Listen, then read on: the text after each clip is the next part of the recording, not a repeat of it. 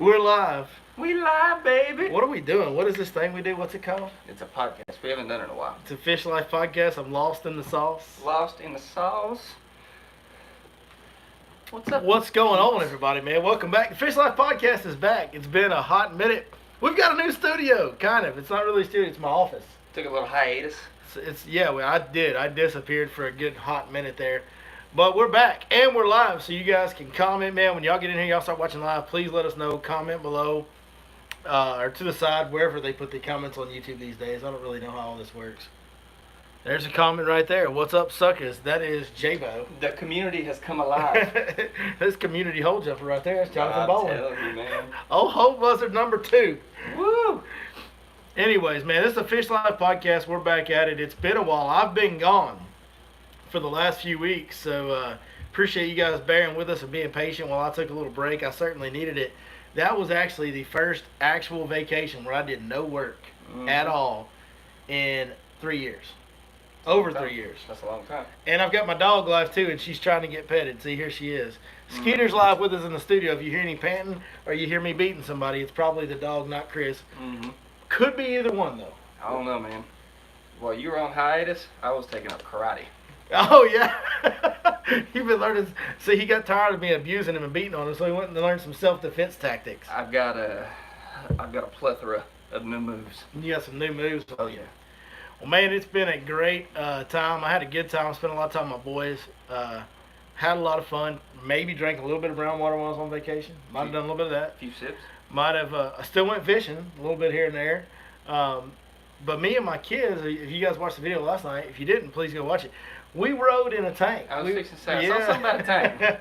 There's a place in southwest Texas down there outside Uvalde called drivetanks.com where you can actually rent tanks to drive or ride or whatever you choose to do with them. And so it's a really awesome experience, man. The kids, my youngest son, I have a 10-year-old boy and a 7-year-old boy. And I asked them what they want to do on vacation. That oldest kid of mine, like, he's never had a bad day. You know what I mean? Like, he just goes with the flow. Whatever happens, happens. Cool as a cucumber. Yeah, he's laid back, man. The younger one, he's a little more wild tight. I asked him what they want to do for vacation. The older one's like, Dad, I don't care, man, whatever. The younger one, he's like, I want to see a tank. So me being the overachiever that I am, I was like, hell with seeing one. Let's find a place where we can get in one. And I was just hoping to maybe let him walk around inside of one. Well, he got to walk inside of a bunch of them and ride in one of the fastest tanks ever built, a German Leopard tank. And he got to shoot a suppressed MP5. I saw that too. It was it's a really expensive place to visit, but if you've got some money you don't mind spending on your family to go have a very unique experience, man, there's nothing better than that. I can't imagine anything being better than that experience we had at drivetanks.com. That was awesome. Hey, we are going to talk about some current Lake Fork bass fishing conditions tonight. We're going to get into that. Just current conditions in general. I'm going to kind of talk about, I'm just now getting back on the lakes on a regular full-time basis as of today, so really going to kind of talk tonight about what I see, what's going on right now as far as looking at it from a distance and having limited time out there, and maybe this can help you guys because I'm going to kind of try to predict my next moves and make my game plans right here live with you guys on the podcast tonight. What do you think, Chris? I like it. I got my predictions. So. You got your predictions, all right? We're also going to talk about a little bit of tournament fishing. There's been some really good tournaments taking place while I've been gone. I haven't, if I'm being honest, I haven't got to see much of them. I've been running the roads and doing a lot of stuff with family, but I've kind of kept up with some of the results. And there's been some really good tournament action going on, so we're definitely going to dig into that a little bit. And then we've got a new OG fishing game that we just came up with on our own. This is a brand new one. We did it! We came up with this one all on our own about 30 seconds before we went live. What's this one called? What's this fishing game called, Chris? It's called Fish, Borrow, Give. Fish, Borrow, Give. This may ring a bell if you've heard of, well, we can't really say what the other game that we got the idea from is called, but it's called Love, Marry, Kill. Yeah. You have to love one, marry one, and kill one. That's right. So this is like you got to fish one bait, let somebody, or you got to borrow one bait. Borrow one bait. But it's got to go back. It's got to go back. And then you got to give one bait away forever. So fish one, borrow one, and give one away. That's the premise. That's going to be at the end of the show tonight on the podcast. So that's kind of what we got going on. Now, if you want to call and ask us any questions, you can ask us questions in the comments, of course, at any time. You can also call us at the phone number 903 519-1542. You can call or text us any questions you might have there, as well as comment live. I really like doing it live because we get to talk to everybody as we go. Mm-hmm. That's awesome. Let's see if we've got any questions here that we want to answer right away. Skeeter is wanting to be part of the show so bad. She thinks we're talking directly to her this whole time. You got to chill, Skeeter Bug. Let's see. I want to say hi to some people that are watching. We got Dylan Watts in the house. Bass Raider. He says, never thought I'd say I miss another dude, but man, I missed y'all too, brother. I missed y'all too. We got Terry Connolly in the house, Andrew Mills, JC saying welcome back. Man, I appreciate that, guys. Waylon Brown, Sean Bowen, Bustin' Outdoors, Big John. Yeah, we got a bunch of folks coming in here tonight. Do me a favor, guys. Hit those thumbs up. Let's get this thing to get some attention. Get a bunch of folks in here talking live fishing with us. What's the pattern on fork this week? Well, let's talk about that.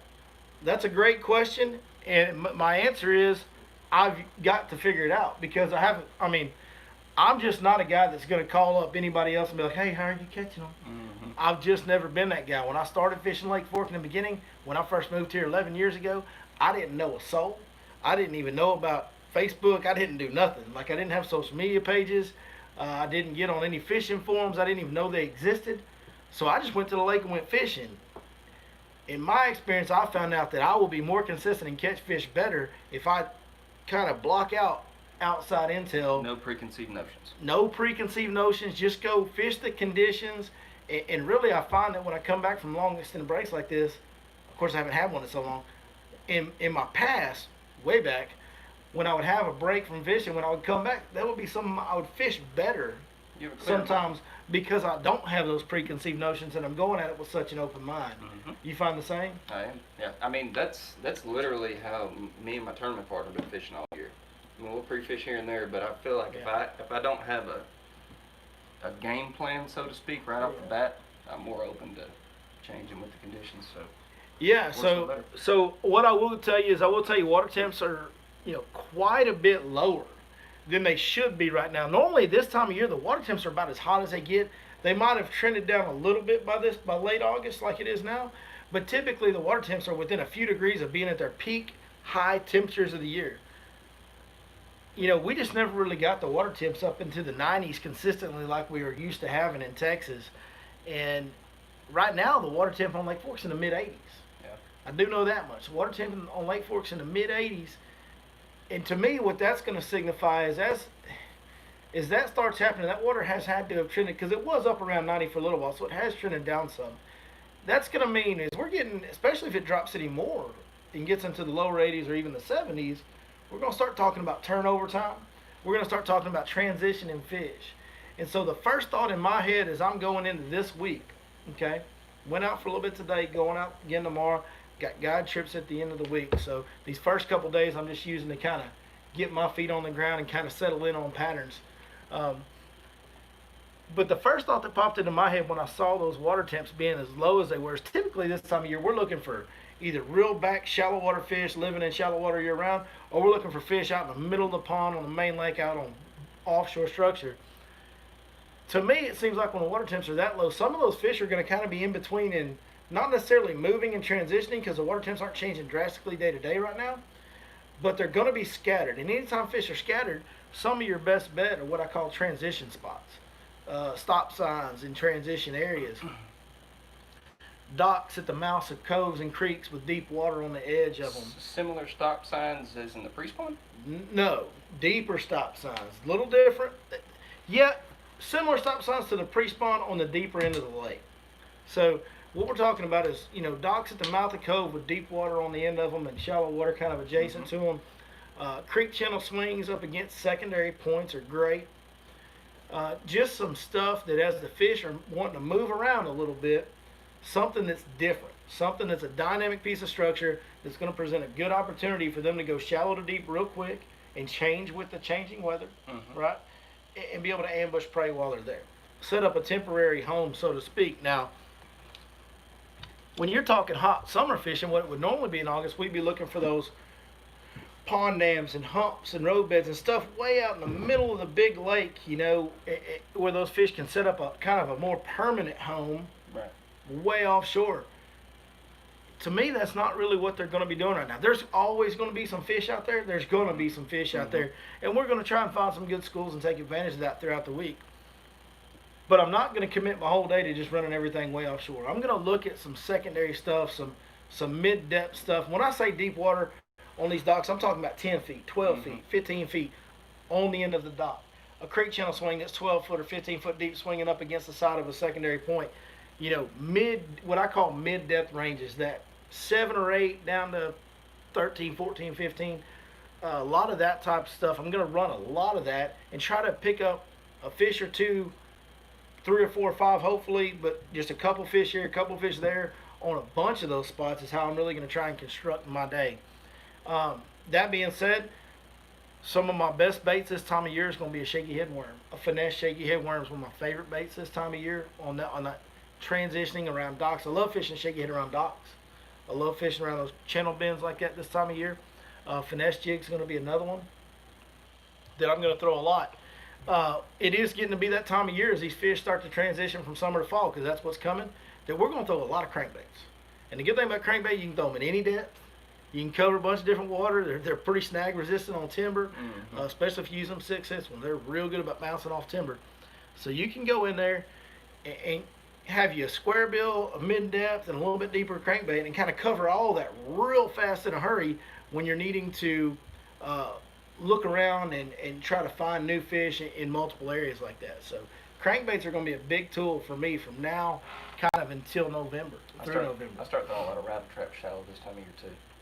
A little bit later for me, when we get to that fall bite and they really start schooling on shad in the shallower, flatter water in the back of creeks, that's when that lipless crankbait really comes into play for me. But another thing you will see this time of year is schooling fish. And when you see schooling fish, a lipless crankbait is a great option.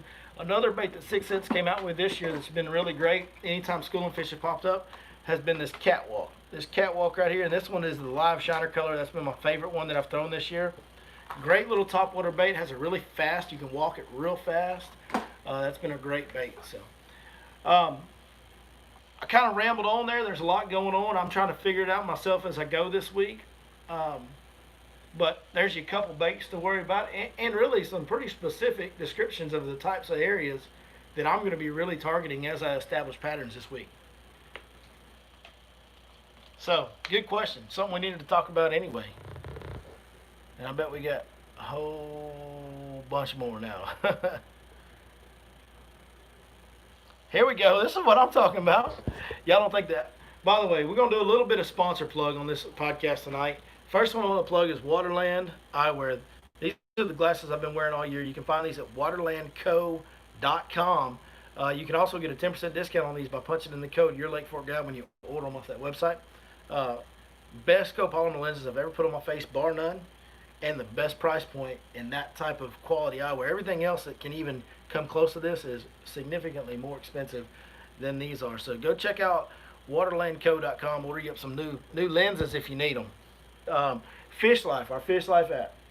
We updated it at the beginning of August.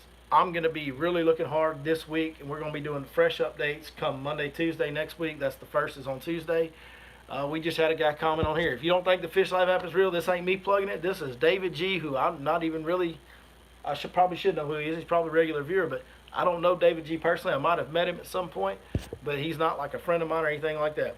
He said, welcome back, bud. Hit some Fish Life spots last week. Caught 2 overs on the same day in 2 feet of water. How about that? Maybe I do need to look a little shallower. Yeah, so 2 overs in 1 day using that Fish Life app. Man, I haven't done near as much promoting of the app this year as we did last year, but I can tell you the fish catching hasn't slowed down. We had somewhere between 10 and 15 double-digit fish were caught by app users last year, and that number has been every bit of that this year. We just haven't advertised it near as much. There's been tons of big fish caught using that Fish Life app. It's Life spelled with a Y, L-Y-F-E. You can find it on Google Play Store, the App Store, or the web app, which is www.fishlifewithany.net. You can find it in all those places. So go peep that Fish Life Instagram. Yeah, that'll show you some of the heads that are being caught on that app. It's not a joke, man. It's so for real. It's crazy how good, something. It's a product that I've been obviously heavily involved in. I don't own the entire thing, but I have a part of it, and I've been a partner with it from day one, and it's been really, really effective. And one thing about it was when I got involved, if it wasn't going to have the best information that's ever been available in the world of fishing, I didn't want to do it. Now it's very isolated on where we have that information available right now, but we make sure if there's something that goes on there, it's the gospel, man. You can go buy it. Do you want to talk a minute about that community package and kind of how that works for some of the newer viewers? Yeah, you can. I mean, the community package is a deal that we did where anybody can use it. You can subscribe to your home region. Our home region here is Texas, Oklahoma, Arkansas, and Louisiana. It's going to have over 100 spots in that region already. And you can actually add your own spots. You can follow other guys that are putting spots on there. But you can add your own spots on there. It's only $7 a month for 4 states worth of information. And it's really there so that we can build a community of people helping each other catch more fish in a way that we've never really had before. Not nearly as effective. It'll always be more current. It'll always be more accurate. We verify that every spot that gets uploaded on there is a real spot no matter who uploads it. It only stays live for 60 days, so it's always relatively current compared to other apps out there. So it's by far the most accurate fishing information you're going to find. But it takes participation, you know what I mean? Like you guys got to get on there if you subscribe to it. Got to get on there and throw some info on there for us. Teamwork makes the dream work, baby. Yes, indeed. Man, there's been some good tournaments going on. What's been going on in the world of tournament fishing, my man? So, we've got, let's start with the elites at St. Clair. Just finished up a few days ago. Mr. Bill Weidler took that one home with 87 pounds, 7 ounces of bass. $100,000 payday. Yeah, he made some money. He made a little The bit. dog's going crazy. Skeeter, come here. She wants to know what's going on in the elites. Get on. Oh, does she?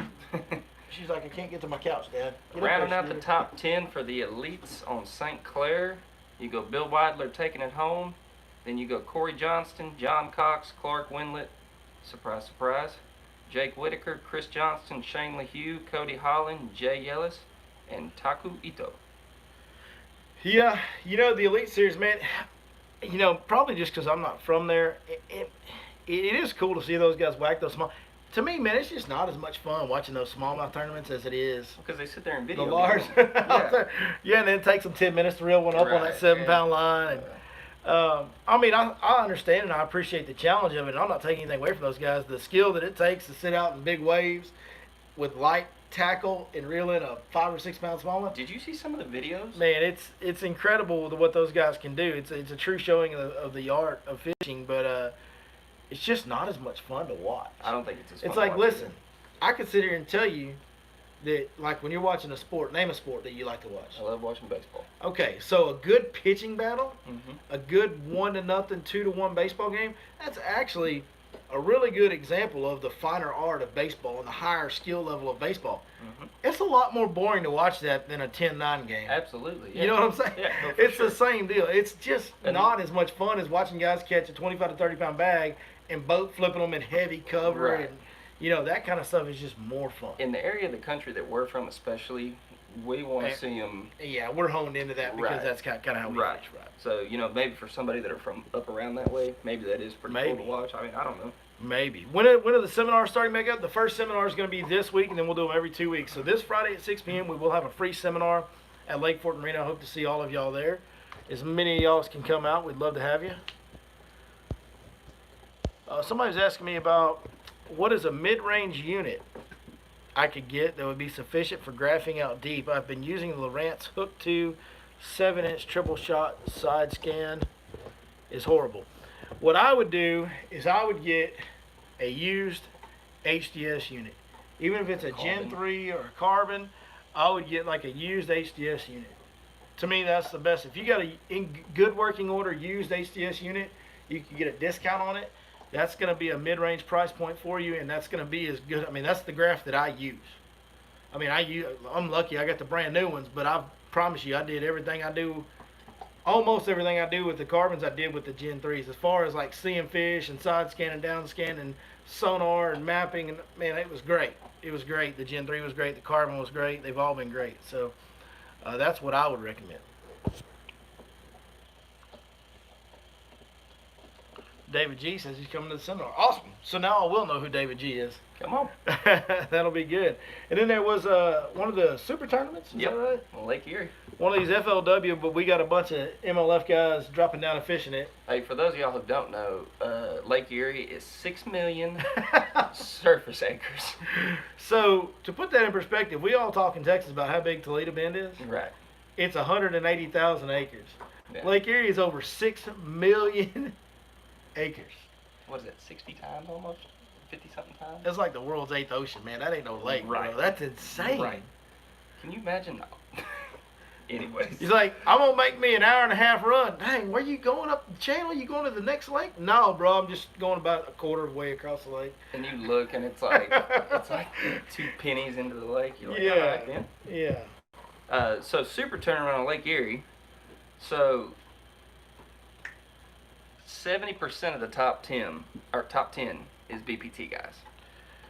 So there was a lot of debate when these guys dropped down about is it fair, is it right, whatever. So you got the FLW tour, and then with everything that's going on in the world, crazy things happen. There's been a lot of controversy about was it the right decision to cancel the other BPT tournaments and then let those guys, if they wanted to, drop down. And I believe about 50 or 60 of them dropped down. Mm-hmm. And there's now like a 200 boat field in these FLW tournaments. Mm-hmm. 187. So like 30% of the field is now from Bass Pro Tour, not FLW. And 30% of the field is compromised of BPT guys. And 70% of the top 10 was BPT guys. So what that tells me is some of them FLW guys, if you want to take that side of the argument, they kind of got screwed out of a good paycheck because there's 7 spots in the top 10 that didn't go to them. Yep. I mean, the majority of the top 10 was Bass Pro Tour drop downs. And you could argue the fact, I guess, you got to fish against the best, be the best. You know, I would think for me, if I was on that level, like if I'm fishing the FLW tour and then I heard that those 50 guys were going to be fishing it, I would be excited. I'd be fired up. For me, it would be like, okay, I get to fish against the best, and I get to and I think that's how 99.9% of them guys probably think. Most of them guys are trying to compete on that level. They've got kind of an alpha mentality. They're wanting to be as good as they can be. They're wanting to be the best angler they can be, and the only way to do that is to beat the best. Yeah. And so I don't think any of them are, necessarily sore about it. Disappointed. Yeah. But there are those out there, spectator-wise, that have made the argument of how wrong it was or how unfair it was, and that kind of proves that they did get jobbed over a little bit because 7 of their top 10 checks in this tournament went to somebody that it shouldn't have gone to when they signed up. Yeah. When they registered, when they paid their entry fees, this was not the agreement. Yeah. That's the whole argument on that end of it. I'm not saying I disagree with the BPT guys coming down. Like I said, if I was in that tour, I would welcome it. They did increase the payout structure on the bottom end. They did. It lengthened it out a lot. But if you want to make the main issue with that is it's not what they agreed to when they signed the paper, when they sent the check in. It's just not. So everybody up to 98th place got paid. So they're paying almost half the field, which Right. that's good. Right. But those big checks at the top end of the field are going Correct. to guys that weren't supposed to be there. So Lake Erie Super Tournament, August 11th was when it was finished, I believe. Justin Lucas took it home. He beat Jacob Wheeler by a punching weight. 1 ounce. By 1 ounce. 1 ounce. Tungsten weight. Just a normal flipping weight around here. Yeah. Josh Bertrand got 3rd. Scott Dobson got 4th. Did anybody check the belly of that fish for a punching weight? Yeah, no kidding. Is Robbie Rose at this tournament? Spencer Sheffield got 5th. Alton Jones Jr. in 6th. David Dudley in 7th. Jim Moignon in 8th. Russ Lane in 9th. And Jason Lambert in 10th. Yeah, it's a stout top 10. Top 10 pretty stout. Really stout top 10. How much is the Sealy entry fee? I don't know what it is now. It's been years since I fished it. But when I think it was like $180 when I was fishing, or maybe 180 was for 2 days. You can enter for 1, 2, or 3 days. There's a difference in what you pay there. Yeah. I don't really remember exactly, but it's somewhere around. If you're going there for all 3 days, it's like $200 or something. You got it right there? I got it right here. 1 day is 160, 2 days 210, 3 days 260. Okay, there you go. So it was the 1 day entry I was thinking of at the 180 mark, or maybe it was the 2 day 5 years ago when I actually fished it, or 6 years ago, whenever that was. Right. So $260 to enter all 3 days. But that's a really good deal when you look at $171,000 in hourly payouts. Mm-hmm. So Yeah. it's a bargain, folks. Yeah. Like it's now you're gonna have to deal with a circus of boats. It's gonna be Mm-hmm. insane. I've been there and done that.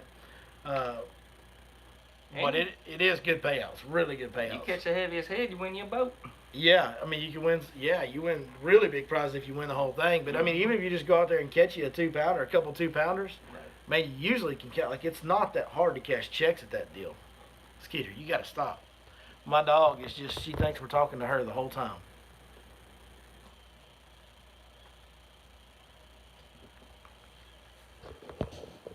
Looking at questions here. Hey, can we give a hold on just a second? Can we give a local shout out? Always. To James Ingvar, what tournament is this? This is this is Sturgeon Bay, the AOI championship. This is the championship for the FLW Tour. Mm-hmm. And James Niggemar fishes the FLW Tour. James Niggemar is a guide on Fork. He also happens to live like right over there. We live in the same town. Mm-hmm. He lives right down the street, kind of, so to speak, because we live in a real small town over here in Van, Texas. But Finished 8th in his qualifying round. so they got, this is like MLF style where they've got qualifying groups. So Mhm. James finished 8th. So he's moving on to the next cut day. Well, that's good, man. Oh, no, that's just day one. That's just day one. Okay, That's so he's just still one. got another day. Mhm. But he's up there. He's an 8th. So he's got a really good chance to move on. Congratulations, James. We'll be definitely pulling for him. There's no doubt. Watch out for Kurt Mitchell. Good Lord. 119 pounds. Oh, Kurt Mitchell, boy, he hammered down on him. I think he found the smallmouth. I think he's going to make it through. I'd be willing to bet. And then Kurt's John probably gonna make it. John Cox at the top of his qualifying group called me surprised. Dude, is he like, He's superhuman. you seen that meme? Like, this guy don't miss. No. He don't miss. Under Dude. pressure, he don't miss. John Cox just doesn't ever miss when it comes to a fishing I, tournament. I think one of his relatives was a largemouth bass.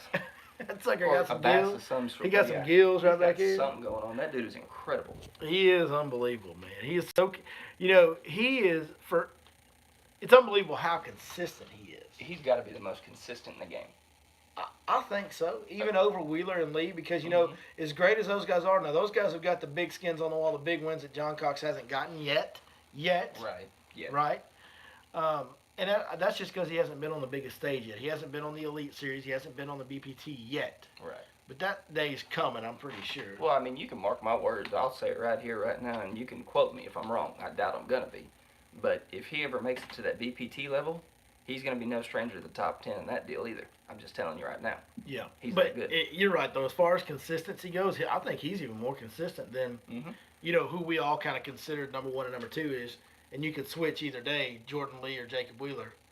But Cox is more consistent than both of them. Well, I could throw another name in there up until recently, making a move to BPT. David Dudley is another one. Well, so For the years of David, FLW. yeah, David was real great for a while. Yeah. And then he kind of slid back. And now he's kind of had a little, like a little bit of a new fire under him going to the Bass Pro Tour, it seems like. Mhm. Because he's really showing up and showing out again. Man, he was at one time one of those guys that people were like, well, is he the best? It was like Andy Morgan and David Dudley were like, and Kevin Van Dam was the best, but those two were like right behind him, like, who's the best? Right. So that was when the tours were split a little more evenly back in the day, before all the guys started making them out. See, that was when the FLW Tour, that was before they started having the exodus of anglers going to the Elite Series. Mm-hmm. That was the true sign of the staggering between the tournaments, was when the best guys on the FLW started migrating to BASS, right? So you had like guys like Brent Ayler, and several, I can't remember all that. Bunch of guys like that were going from FLW, and they were guys at the top, going to the Bassmaster, and then not being at the top at Bassmaster, and it kind of made it to where, okay, in the public's opinion, majority of the public's opinion, the Bassmasters was now ahead of the FLW Tour, which kind of sucks because it kind of discredits the accomplishments of some of these guys that are some of the best we've ever seen. They may not be at their peak right now, David Dudley, Andy Morgan, right? Even Scott Martin to some degree. Scott Martin's another one, yeah. It kind of discredits some of their accomplishments when you start thinking of it that way, of the Bassmaster being above. But there was a time where Bassmaster wasn't thought of as being above. It was just two pretty equal fields. And then as those top guys migrated over and didn't do quite as good on the Bassmasters, It was when the Elite Series. that's when that kinda- perception came yeah, in. yeah. And it kind of, to me, it's unfortunate because it discredited. We thought these accomplishments were one thing at the time they happened, and then after this happened, we thought, well, maybe that wasn't as good.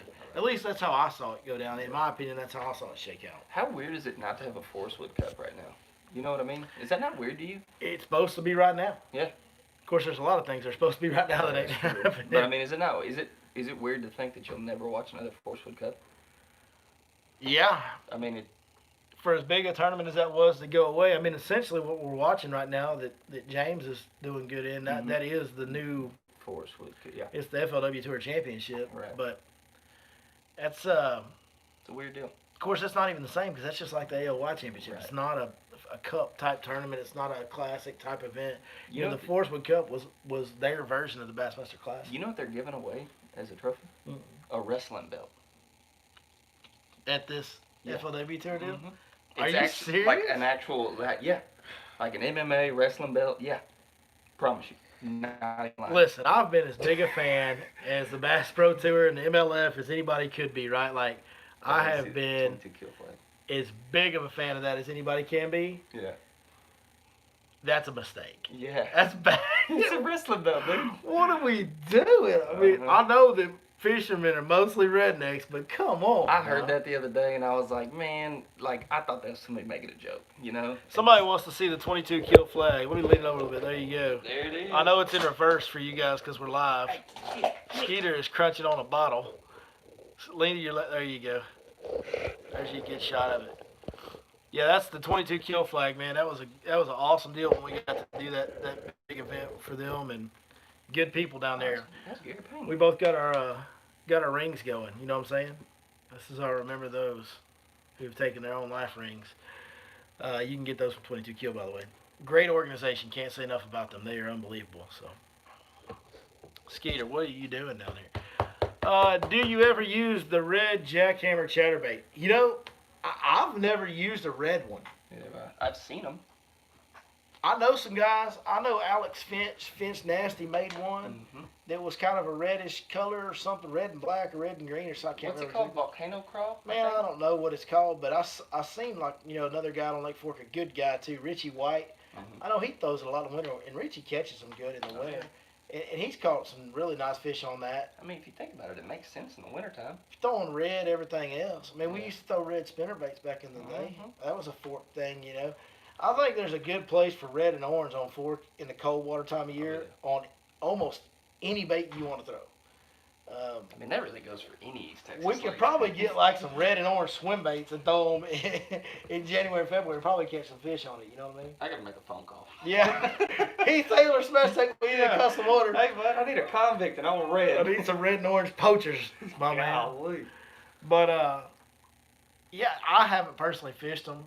I've kind of stayed with. I've got 3, maybe 4 colors. I've got white, black and blue, green pumpkin, and then that chartreuse and white, green or the Beehive Delight, the green pumpkin with chartreuse and white. That's my kind of go-to. that's the 4 colors that I've really ran since I have kind of started settling into throwing a chatterbait a whole lot, like religiously. That's the colors I've gone with. The Beehive Delight has kind of always been my go-to. It's so good. Well, these East Texas lakes, they're typically pretty dirty, even when they have grass, and that it just always gets bit.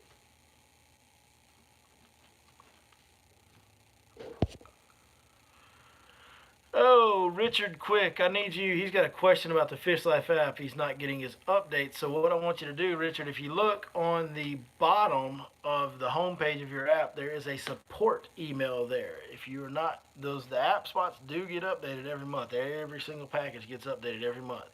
Now, there are some spots that stay the same on some packages because if a spot's fishing good in July and it's still fishing good in August, well, we're not going to take that spot off there if it's still kicking out fish. Right.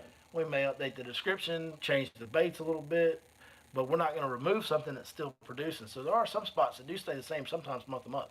But there should be some type of updates on there, and your spot should be fresh every single month at the beginning of the month. So if that's not happening, we may have an issue there, technical.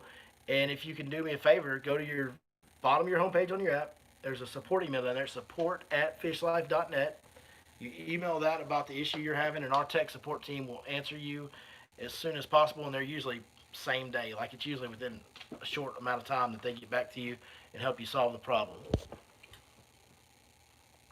Swim jig or chatterbait in summer or neither? It's going to depend on the cover. So, very similar baits. It's going to really depend on cover. If I'm fishing underwater vegetation like coontail, hydrilla, and I've got a break between the surface and the top of the grass, like I've got a gap or a little bit of scattered grass, 100% I'm going to throw a chatterbait. That is a better bait in that situation. If I'm going to be fishing pads, matted grass, thicker vegetation, flooded bushes, I'm going to throw a swim jig. That's going to come through. That's going to be a much better bait in that situation. A swim jig is a four-wheel drive type of bait. You can throw it up in. I love throwing a swim jig in super heavy cover because you can kind of ski it through it and then let it fall down in the holes and come back up, and it goes through all of it really good. Get a really good hookup ratio. Usually when you hook one on a swim jig, it's coming to the boat. You don't really lose very many fish. You can kind of miss them on a chatterbait a little bit sometimes. You're not going to miss them on a swim jig as bad. One of the lakes I fish a lot that has a lot of docks and brush piles in the docks, I flick a swim jig up in there, and Beautiful. It's dynamite. Yes, absolutely. Dynamite. Absolutely. You don't want to throw a chatterbait in that at all.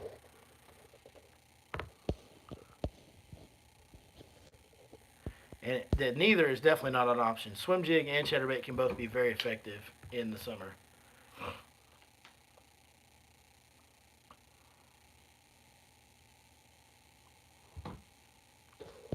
See, David G is just dropping the knowledge on us here. He says he caught, this was using the Fish Life app. He caught 14 total by 9 a.m. with the 2 overs on it. Nice. And he's got some knowledge for us. He says once water temps hit 90 degrees, crawfish turn bright red. Have had 50 plus bass days on Welsh with apparently bright red and 90-degree water temps. I don't know that red's ever a bad color to throw around East Texas on any lake. If it's got grass, it seems like it needs to have grass. But if a lake has any grass in it at all, it's like red's just it. Even the areas on Fork that don't have grass, like Eric Wright, our buddy Eric Wright, the guys out there on Fork, man, he makes a living on that stinking red drop shot worm where there's no grass within a mile, and he catches fish year round on it, like year round. That Zoom tomato finesse worm, Mm-hmm. I caught a lot of fish on that too. Wacky rig. In fact, all the guys, pretty much, almost every one of these guys that are like really, really good Lake Fork tournament fishermen that win these, catch these big underbags and win a lot of these media and JC Outdoors, like almost all those guys are throwing that dang red drop shot worm. Almost all of them are throwing some version of that. And is the juice. You ready to play our game? I want to play our game. Come on with it. Let's play our game. I'll give you one more reminder on the phone number, guys. If y'all want to call or text us to join the show or give us any questions you might have, you can call us or text us, either one, at 903-519-1542. Omaha. Audible. All right, let's do this game. Fish, borrow, give. Fish, borrow, give. I already know what you're gonna pick to fish with. Yeah, I'm going first because you're not stealing my. You can't duplicate any of the other guys' That's picks. fine. All right. Ours are gonna be polar opposites. So the you already know the one I'm gonna fish is gonna be a 3/8 ounce chatterbait.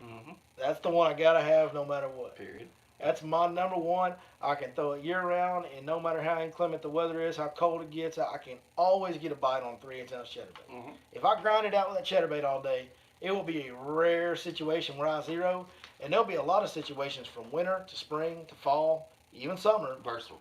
where I will walk away with the tournament on that bait. You know what I'm saying? Like, I'll sack them up. It's just the most consistent, dependable bait that I know of. Fair. What's your fish?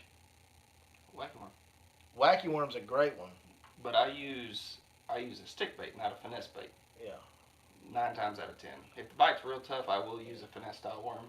But wacky worm with I'll take a 3/32 nail weight, cut it in half, put it in the head. Wacky worm's a good one to have forever. If you zero on that, another one they you just can ain't almost eating. I'm sorry. It's another one you can almost always get a bite on. Yes. It's very rare that you're going to zero on a wacky worm. Mm-hmm.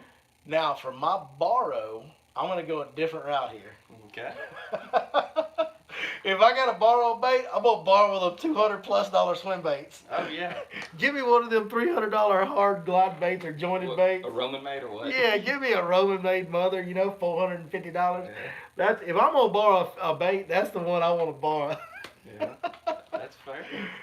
What are you gonna borrow? I was gonna go that route too. Where you? Yeah, I'll go somewhere different with it. You're gonna do that too? I'm gonna borrow. By the way, while he's thinking, y'all comment what your fish borrow give would be. Got to fish one, borrow one, and give one away forever. Yeah. What's it gonna be? So since I'm gonna be able to fish with it that day, I'm borrowing a half-ounce jig.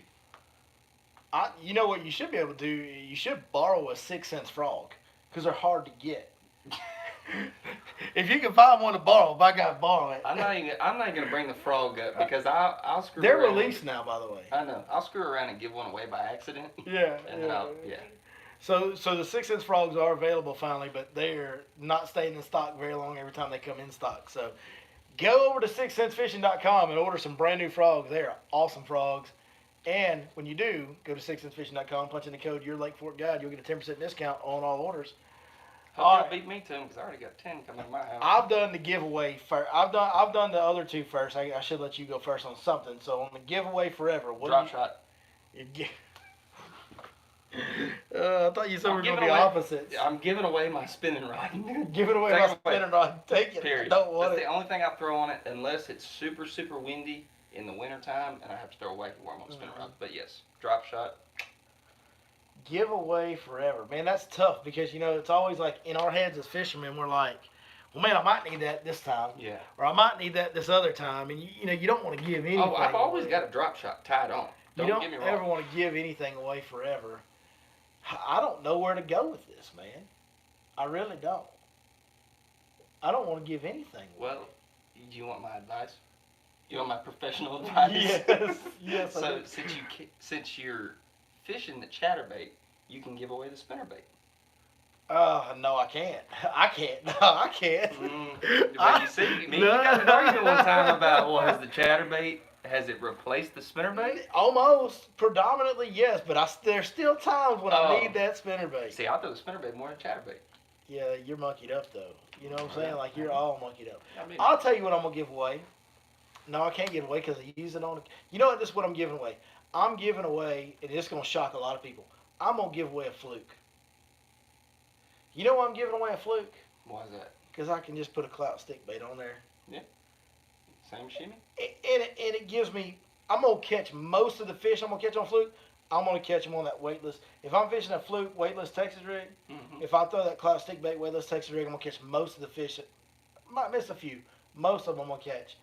If I'm fishing a fluke on a Carolina rig, I'll catch most of them on that stick bait. Fair. So I'm going to give away a fluke. I just lost my summertime chatterbait trailer, though. I don't know. Yeah. That was a bad decision. I think I monkeyed up the giveaway. Y'all let me know in the comments. There's other trailers you can use. I mean, you can throw that strucker crawl in the back of that chatterbait and be fine.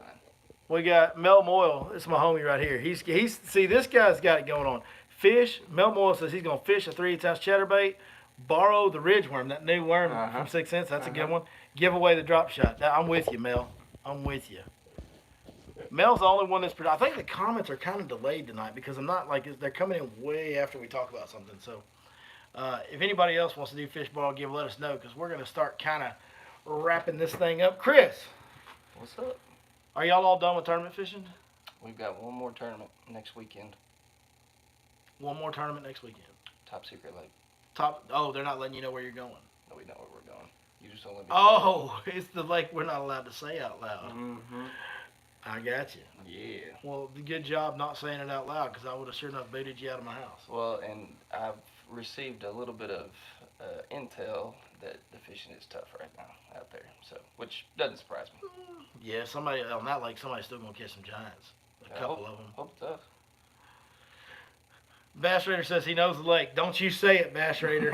Don't you do it. Don't you say Lake Tyler. Yeah, Lake Tyler. That'll throw him off the scent. Yeah. Man, I caught 100 of them. They were all about a pound. Yeah, you'll get that on the big jobs. You'll get that on the big jobs. So that's it. This is like the championship. Well, this is the So this will be the last tournament of the year, and then we have our championship on Lake of the Pines 2-day tournament in October. In October. Ooh, you're going to need one of them frogs for that. Mm-hmm. That's going to be flipping and frogging I've got paradise, 10 that should be at my house like today. Oh, man, I love Lake of the Pines in October. Top secret, Lake of the Pines in October is phenomenal, folks. It's one of the best fall lakes that we got in East, maybe the best fall lake we have in East Texas. It's unbelievably good in the fall. If I had to guess, we're going to stay on the north end pretty much both days and just make it happen. Yeah, I mean, if that frog bite, every year around October sometime, there's a fall frog bite that goes down, usually on Lake of the Pines on the north end. Mm-hmm. And when it does go down, you better be up there. You're going to be missing out. But the thing about Lake of the Pines is you can kind of, if the water's full, you can kind of duplicate that north end in all those creeks. Like, you can go to Camp Joy, you can go to Alley, you can go to the back and find those flooded bushes, and you can flip and frog around all that stuff all over the place on that lake. So you don't have to go up there with everybody to the north end. But that's surely where the predominant number of boats usually is that time of year. So the fall frog bite, I've fished arguably the best lake for the fall frog bite in the country. Gunnersville. And ever since then, I've been a little bit disappointed, and I've still had good days, but like I've been pretty disappointed. But I've never fished Pines in October, so I'm looking forward to it.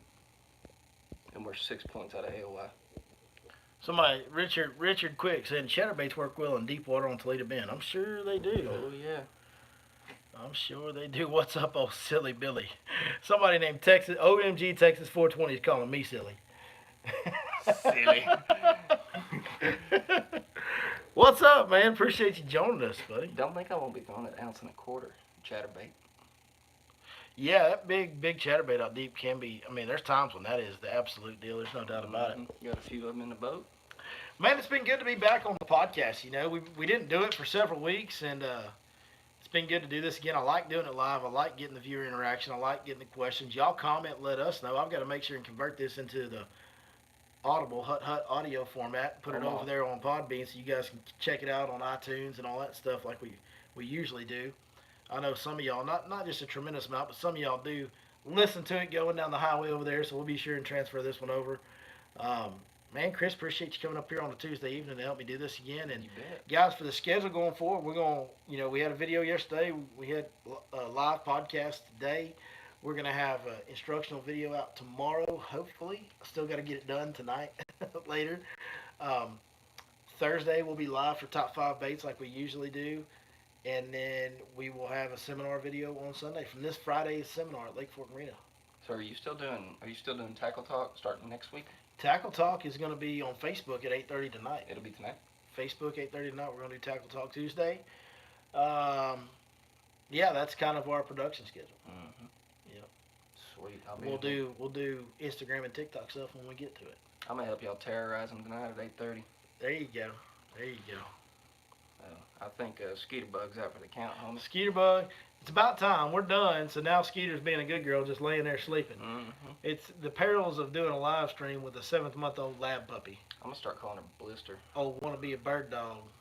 Shows up when the work's done. Mm-hmm. Yeah. That's my nickname, by the way. I show up when the work's done. I'm the Same. Blister. Same. I never have liked Manuel very much. Me and Manuel have never got along. You know what I'm talking about? Yeah. Manuel Labor. Yeah. I never have liked him very much. That's why I fish. Manuel Labor. Manuel Labor. That's why I fish for a living, man. I ain't never liked that guy very much. Yeah. Too lazy for all that. I'd fish for a living if I was better. Have you seen some of my videos? Oh, man. I mean, there's some where I look like I know what I'm doing, but there's some. Do you remember the time we were fishing? You might question Do you remember the time we were fishing like January and I went to flip that gator grass and I threw my entire rod in the water? Oh, that is a great story to end this on. That is one of my favorite Chris Blackman stories of all time. So, me and this cat used to spend pretty good amount of time in the boat together. Like right before and right when I first started guiding part time, we used to fish a lot together. Mm-hmm. And it was cold. I guess it was January. I don't know when it was. It was cold. January, February is cold. So we're going along flipping. Yeah. And this guy, it's hard to pull. Back in that day especially, he's a little better now. It was really hard to get a jig out of his hand. It ain't much change. We weren't even fishing an area that you would even pitch a jig in, but he's still pitching a jig. I think I was throwing a spinnerbait or something. I don't know. Now, if I remember correctly, catching a few fish on it as well. I mean, yeah, when we started in the area where you're supposed to throw a jig, yeah, you caught some fish.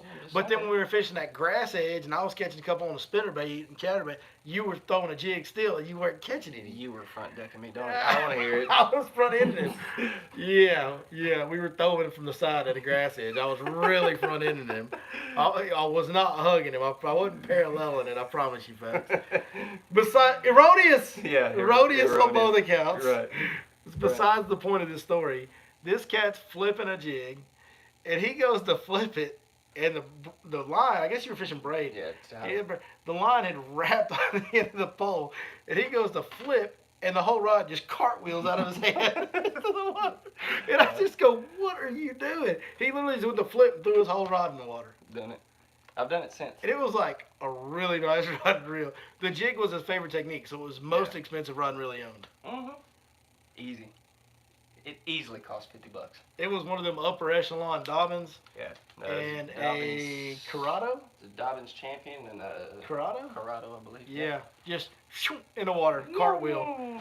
We got it back. We did get over there and get it back. Billy fished it out with a spinnerbait. But I just looked at him for a couple seconds like, dude, what is wrong with you? Yeah. I've said it before, I'll say it again. I've really got to work on my list of friends. Mm-hmm. With that being said, thank each and every one of y'all so much for joining us tonight. Hey, if you're watching after the fact, leave us a comment down below. Let us know what you want us to talk about on next week's podcast or what you want to see in an instructional video. Just anything you might want to see. We, at the end of the day, want to do what you guys want to see more than anything else. So let us know that. And we will see y'all next time right here on Fish Life Podcast.